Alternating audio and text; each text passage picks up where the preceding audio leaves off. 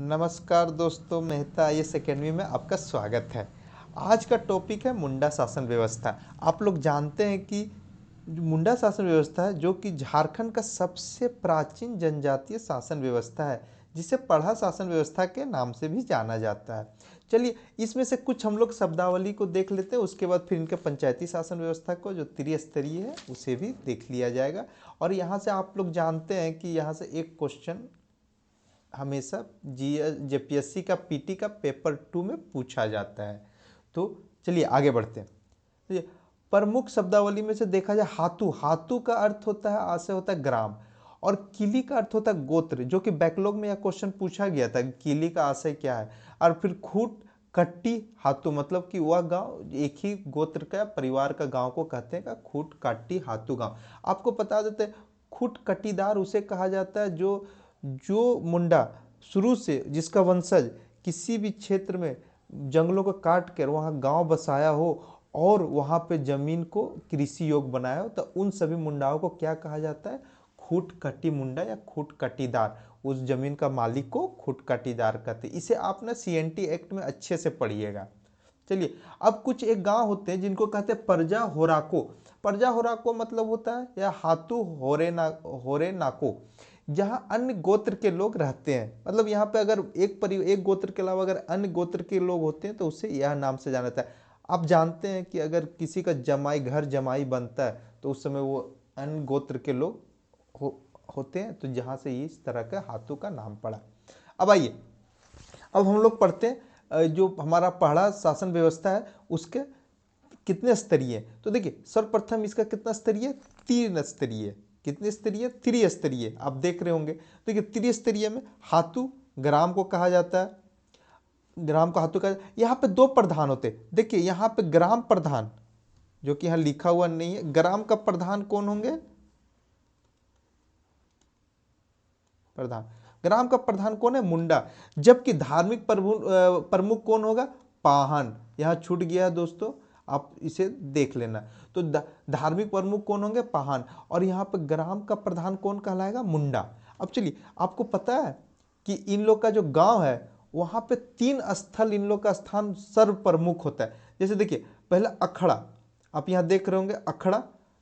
अखड़ा, अखड़ा वह स्थान होता है जहाँ पे मुंडाओं का बैठक होता है, पंचायत होता है, या फिर कोई भी पर्व त्योहार का नाच गान होता है, जैसे कर्मा वगैरह आदि पर्व कहाँ मनाया जाता है? अखड़ा में, जहाँ सामूहिक रूप से लोग बैठक करते हैं या किसी भी प्रकार के विवादों को वहीं पे बैठ के उसको, और ये अधिकांशतः गांव का केंद्र में होता है। ठीक। दूसरे में आप आइए सरना। सरना वो स्थल को कहा जाता है जहाँ पे गांव का एक पूजा स्थल होता है, जहाँ पे गांव का क्या किया जाता है, वहाँ पे सभी लोग पूजा करते हैं सरना स्थल में। आपने सरहुल पूजा वगैरह आप नाम सुने होंगे, तो सरहुल पूजा वगैरह कहाँ होता है? सरना स्थल में ही होता है।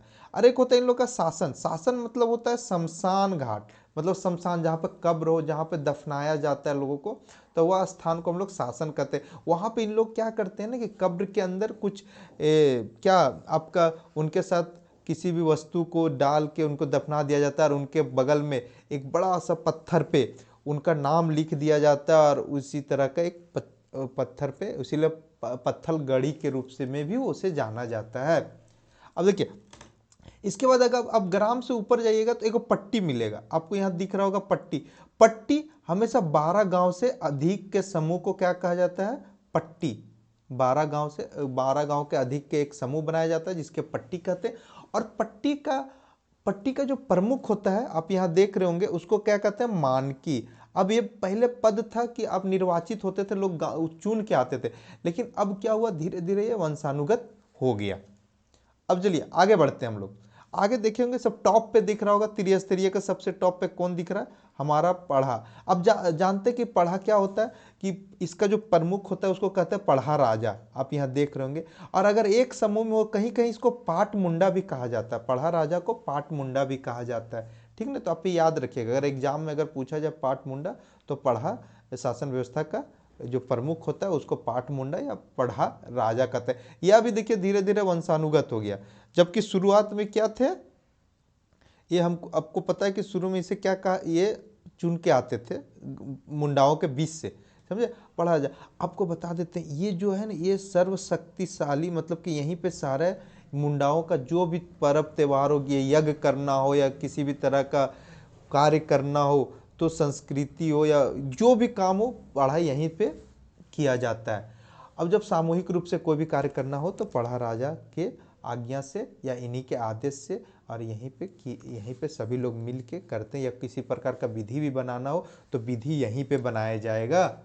अब देखिए, अब पढ़ा राजा मान लीजिए कोई आयोजन कराया गया, पूरा सभी मुंडाओं ने मिलके एक आयोजन कराया गया, तो उसमें अब नेतृत्व होगा, तो पढ़ा राजा को सहायता करने के लिए आपका कुछ सहयोगी होंगे। आप यहां देख रहे होंगे उसमें कुंवर है, इसको कुंवर, लाल, ठाकुर, दीवान, कर्ता, कर्ता को आखिर पहान भी कहा जाता है, ओहदार, फिर ये कुछ शब्द नहीं है, ये भी नहीं है, कोतवार और सिपाही और पांडे। ये इतने सारे क्या है ना कि पढ़ा राजा क्या है, सहयोगी है। क्योंकि कोई भी हो सकता है कि जो बातें नीचे नहीं हुआ हो सॉल्व, तो न्यायिक कार्य करना हो तो ऊपर में पढ़ा राजा पास लोग आते हैं और फैसला इनके द्वारा किया जाता है। तो देखिए, अब इनका हम एक एक करके इनके कार्यों के बारे में हम उल्लेख करेंगे, बताएंगे कि किसका कौन सा कार्य है। तो देखिए, इसके कार्य को अगर देखा जाए तो पांडे पांडे क्या करता है, पंचायत का आयोजन करता है। ठीक, पांडे का काम है, जैसे कि पंचायत वहां पे पढ़ा, यहाँ पे अगर किसी प्रकार का पंचायत कराया जा रहा है, मान लीजिए कि कई गांवों के बीच में विवाद हो गया, तो वो कहाँ कराया जा रहा है, या मान लीजिए दो पट्टियों के बीच में विवाद हो गया, तो वो कहाँ पे कराया जाएगा, पढ़ा राजा के पास पंचायत। तो पंचायत का आयोजन कौन कराता है, पांडे को कहा जाता है कि आप आयोजन सबको मिलाइए, बुलाइए और पंचायत को करवाइए, शुरू करवाइए। ठीक, सभी तक। देखिए, दीवान दीवान सुनवाई में अहम भूमिका निभाता है। जो भी फैसला आता है उसका सुनवाई इसी ने पढ़ के दीवान ही सुनाता है कि हाँ ये इस पक्ष में यह बात गई है और उस पक्ष को यह बात यह कार्य करना होगा, और इस पक्ष को यह, मतलब पूरे फैसले की सुनवाई में ये कहा जाए तो पढ़ा राजा का दायां हाथ है। पहान और करता, अगर कोई भी त्योहार या किसी भी तरह का शुरुआत होता है तो सबसे पहले हम लोग पूजा करते, तो उसी पूजा करने के लिए देवी देवताओं के नाम पे बलि देने का काम कौन करता है, पहान कहिए या करता कहिए, समझे।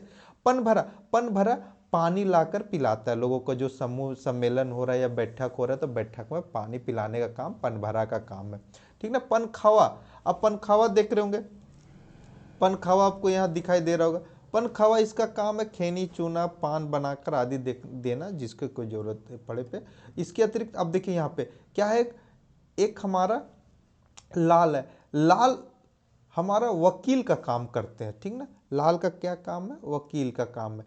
तो इस पर सिपाही जानते हैं कि वहाँ पे कोतवार सिपाही वगैरह वहाँ पे शासन व्यवस्था को सुरक्षित रखने के लिए, मतलब कि सिपाही के रूप में काम किया जाता है। तो इस प्रकार से हमारा जो मुंडा शासन व्यवस्था है, जो त्रिस्तरीय शासन व्यवस्था के रूप में जाना जाता है, तो उसमें हम लोगों ने पढ़ लिया। हम लोग जानते हैं एक हाथू होता है, फिर ग्राम स्तर पे फिर पट्टी होता है, 1 दर्जन गांव से अधिक के समूह से मिला के फिर इसके ऊपर पट्टियों को मिलाकर पढ़ा बनाया जाता है। और पट्टी का मालिक को, ग्राम का मालिक को मुंडा कहा जाता है, और ग्राम का धार्मिक प्रमुख को पाहन कहा जाता है। इनका 3 स्थल प्रमुख होते हैं, आपको पता है, अखड़ा, सरना और शासन। आप याद रखिएगा, अखड़ा में ये लोग त्योहार व्योहार जो भी बैठक उठक कराया जाता है, पंचायत उंचायत सब अखड़ा में होता है, और अखड़ा गाँव का बीच में होता है।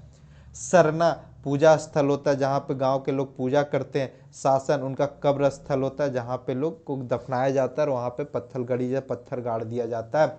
हाथू, ग्राम को हाथू कहते हैं, इसका प्रधान ग्राम प्रधान मुंडा और धार्मिक पहाड़। पट्टी, पट्टी का जानते हैं कि करीब 12 गांव को मिलाकर प्रधान को मानकी कहा जाता है, जो वंशानुगत है। और पट्टी क्या करती है, 2 गांवों के इनके अंतर्गत जो भी गांव आते हैं उनके बीच का विवाद को यही सॉल्व करता है। जब इनसे सॉल्व नहीं होता है तो फिर ये विवाद कहाँ जाता है, पढ़ा राजा के पास, पढ़ा पंचायत में। और फिर पढ़ा पंचायत इनका सर्वोच्च न्यायालय के भांति कार्य करता है। इसके द्वारा दिया गया निर्णय अंतिम निर्णय होता है, और इनके द्वारा दिया गया निर्णय अंतिम निर्णय होता है। फिर इसको सबके लिए बाध्य है, और इनके द्वारा इनको सहयोग करने के लिए आपको पता है यहाँ पे सहयोगी हैं, कुंवर कुंवर कुंवर हो गया, लाल हो गया, ठाकुर हो गया, दीवान हो गया, कर्ता हो गया, फिर कोतवार हो गया, सिपाही हो गया और पांडे हो गया। इस प्रकार से हमारा आज जो हमारा मुंडा शासन व्यवस्था है समाप्त होता है। अगले टॉपिक को लेके मैं आऊँगा जल्द। चलिए, यहीं रहते। अगर आपको अच्छा लगा वीडियो तो कृपया लाइक कीजिए, सब्सक्राइब कीजिए और कमेंट कीजिए। चलिए, थैंक यू सो मच।